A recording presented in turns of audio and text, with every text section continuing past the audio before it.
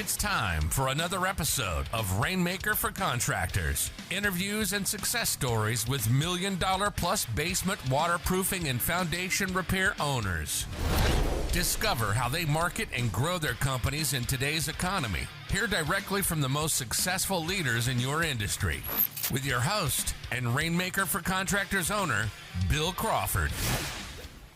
Hey, well, welcome everybody to the Rainmaker for Contractors podcast. Today we have a super special guest named Dave Hill. Dave, can you tell us a little about your company and what you guys do? Yeah, good morning, Bill. Thanks for having me on. Absolutely. Really appreciate it. I work for RadonAway. It's a brand of spruce environmental technologies. We are a manufacturer of radon fans and radon mitigation products, radon testing equipment. We also have the AirCheck and AccuStar laboratories, brand of laboratories, where we make just about every type of passive test device that you can imagine. And we make them and we also analyze them. So if you're looking for things radon, we're kind of the one-stop shop to get everything you're looking for to deal with your radon problem on the testing and mitigation side. So we've known each other for, 10 years. We've served on the Basement Health Association for many years together. You're just like I had hair and I didn't have gray in my beard either. Me too. I don't know. But RadonAway, you're being humble. I think that you guys are huge players in the industry, and I also just appreciate the work that you've done to try to have basement waterproofing companies and radon companies like work together for the good of for the benefit of the homeowners, right? So first of all, how did you get involved with radon? Oh gosh. That's a question that'll take the entire hour. Yeah, it was really interesting. I had a good friend of mine when I was in the 80s, when I was just getting out of college, who was working at a relocation company. And he called me up and he said, "Do you ever hear this thing called radon?" And I'm like, "Yeah, I read about something in the paper." And it was right after Reagan had signed the 1988 Indoor Radon Abatement Act. And the relocation industry, which at the time was, a big industry, and IBM was a huge company and was their biggest mover of people around the world. And the relocation industry said, we need to start testing for radon. This is a big deal. And we're buying and selling homes. We need to make sure we're not passing on homes that have this carcinogen in them. So we got a little bit more knowledgeable on it. And he says, we're about to launch this. There's nobody out there doing radon work, save a few people here and there. So he and I decided to get together in 1988. We started a radon mitigation business. So early on, when that started to become really an issue and people started getting into the radon business, everybody said, we're going to franchise. We're going to be the only big radon company throughout the world. So every early radon company was going to franchise. The same with RadonAway. So our president and owner, Alan Zucchino, partnered with two other gentlemen, and they were going to get into radon mitigation as well. So they went out to start doing some mitigation, putting their plans to put a franchise together, and realized there was no product on the market. We were all using inline bathroom fans and duct fans, trying to figure out which one didn't leak a lot so that we can put it in for a radon system. And so they decided that, let's supply the products to the industry, and they started making radon fans in the late 80s. So we introduced our first inline production model radon fan, which was the first inline production model radon fan in the world in 1992. And from there, we just kept adding to our line of products. And our company grew from being in Alan's daughter's bedroom before she was born to a facility here where we have really across the country, 150,000 square feet of just radon specific space. Wow. And so it's been an interesting growth from those three guys in a bedroom to now 150 employees. Wow. So before we get into working with basement waterproofing companies, as I appreciate your work in that, why is radon a big deal? Well, radon was always been something we've known about in mine workers for almost 100 years now. And so OSHA has been monitoring exposure to mine workers, for almost that whole time. They've had requirements for levels of exposure because they knew it was a carcinogen. What we found out in the mid 80s was, a gentleman by the name of Stanley Watrous, and I'll use his name because his name's been used all over the place on this, was working at a nuclear power plant as an electrician, and he set off alarms as he was entering through the opposite doors because they were fixing the other doors. And he set off the alarms on his way into work, the radiation alarms, and then they started to do an investigation and realized that his home had thousands of picocuries in his basement. Wow. And they started scratching their head. The EPA got involved and realized that, well, this is not just mine workers, this could be in the average home. Studies then became, then started to find out how much radon people were being exposed to in their home. And we then found out how much that risk was. And so that's really where it became a big deal, is early on, we went from worker safety to, oh my gosh, this is in people's homes, we need to notify them. And that's when the government got involved and created the radon program within the EPA, which is the only program in the EPA that does not have a mandate, an actual level that is mandated that you have to be below, because it's more of an informative type of a program where they're giving money to the states. The states are then working to get people knowledgeable about radon and test for radon, and then fix it if it's elevated. Got it. I see. So what, out of 100 homes in, say, the Midwest or the East, which I think has higher ratings, especially the East and radon, like how many of them do you think have radon issues? Well, let's talk a little bit more globally, because we can start looking at the mapping on each state.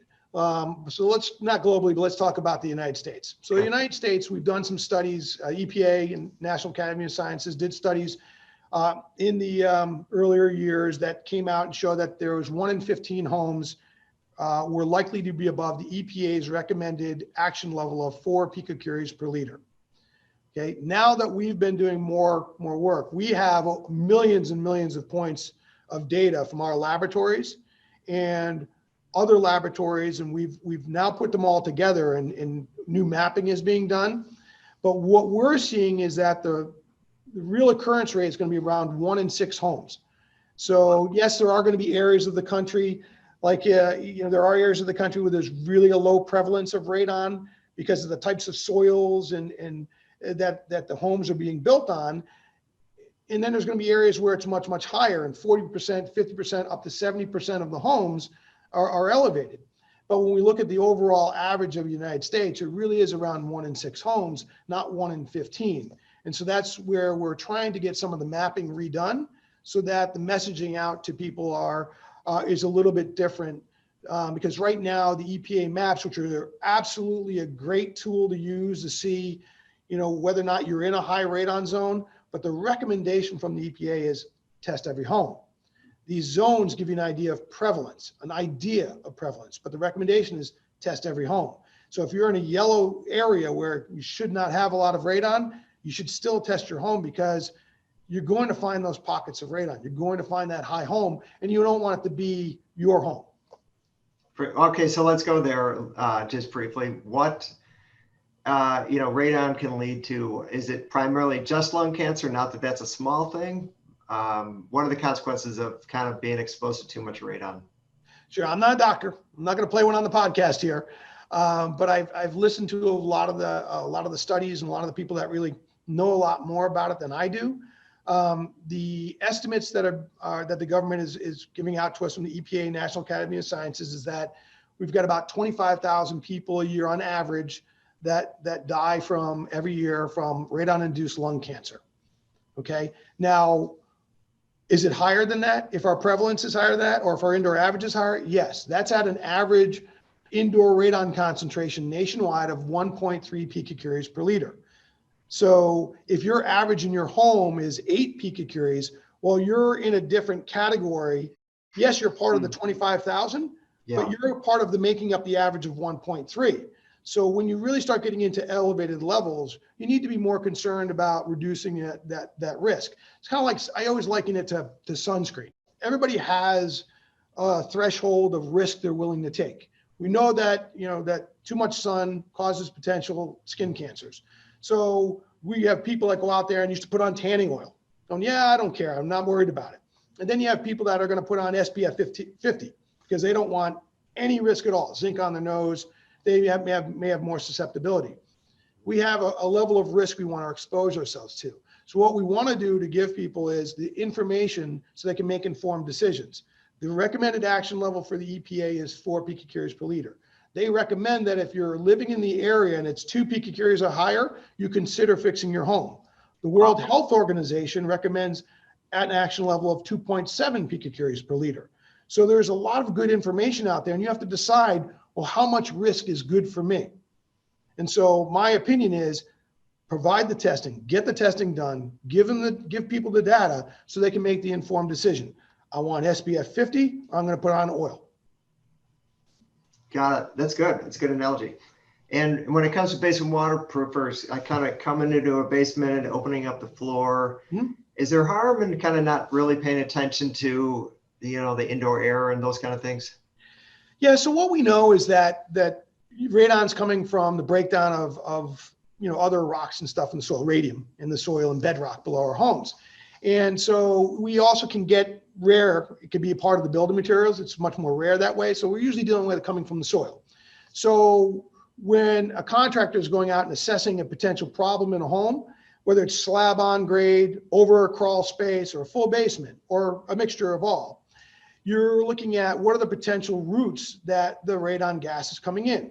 Yes, it can make its way through the pores of the soil, similar to moisture, as water as vapor. It could also get through on easy pathways, dirt crawl spaces, open sump pits, open floor drains, or a waterproofing system that it leaves the floor wall connection wide open. So an open system could potentially allow other soil gases to get in. So those are concerns. Those are things we try to provide knowledge and information about to the waterproofing industry so they can make informed decisions on how they're practicing their fix or mitigation of the acute water problem. And so what do you recommend a waterproofing company to kind of be aware of this problem? Should they take it on themselves? Should they partner with a radon company? What do you suggest? Sure. Education is everything in this, right? So we educate each other and we find out by sharing information what needs to be done for waterproofing and some of the things we have to do in order to make it effective, which is, we'll talk hopefully about that waterproofing is the first line of defense for the health in a home. But really getting educated on radon itself and how it enters and how your work may affect that, then you can look at the decision as to, I could partner with somebody who's already certified as a professional at dealing with this, as a first approach. I could get more educated and certified myself so I can become a professional and add this to my business and profit center, which then leads to some opportunities for growth of the company and helping your client. Early on, I'm a big proponent of partnerships, strategic partnerships, because how do you know what you're getting into until you have a mentor yourself? Sure, I can go study radon in a book. It doesn't mean that I know that the best ways to deal with every single home I'm going to address. Same thing with waterproofing. You walk into a house that has gravel below the slab, I know exactly how I'm going to approach it. Now I go in there and I've got gray beams below the slab. I've got packed clay. I've got a crawl space involved in it too. My approach to that home is going to be completely different than that standard home. So if every home is exactly the same, getting into radon is really easy. You just have to get trained, get certified, and then probably buy a ladder because we have to vent the radon above the roof. But because of the complexity, I always recommend strategic partnerships as a good way to start. Got it. What's the average radon system cost in a typical house in the United States? Usually around $1,200 to $1,500 and could be installed in a day's time or less. Nice. And if the waterproofing company wanted to kind of connect with you, do you have a network of radon dealers throughout the country? We do. We do have a number of people that we know in the industry across the country. We also have an authorized pro program, which are companies that we've vetted a little bit more, have experience in the field. They're certified and licensed in the area they're doing work. And they also carry a level of insurance that meets our requirements to calling them an authorized pro. Awesome. Any last words that come to mind? Anything else you want to share with the basement waterproofing and foundation repair community? Sure, absolutely. I got involved in the Basement Health Association and the waterproofing community, largely because a mentor of mine brought me in and opened my eyes to the fact that the waterproofing industry is really our first line of defense on a healthy home. And that the waterproofing industry really came about because they were trying to solve health issues in the home early on. So we're dealing with this acute water problem that creates excessive moisture, which creates molds and mildews, and it creates bug infestation and other allergens as well, which becomes a real problem, and it's damaging the property. So my involvement was, how can I help the waterproofing industry realize that they're taking care of a huge acute problem? Look at the next step. What is the next step there? The next step is that there are other contaminants in the soil gas that continues to enter into the home, either through an open system, an open sump pump, or just through the slab itself. Water as vapor is still a problem, which they're all dealing with effectively with some of the products that are out there.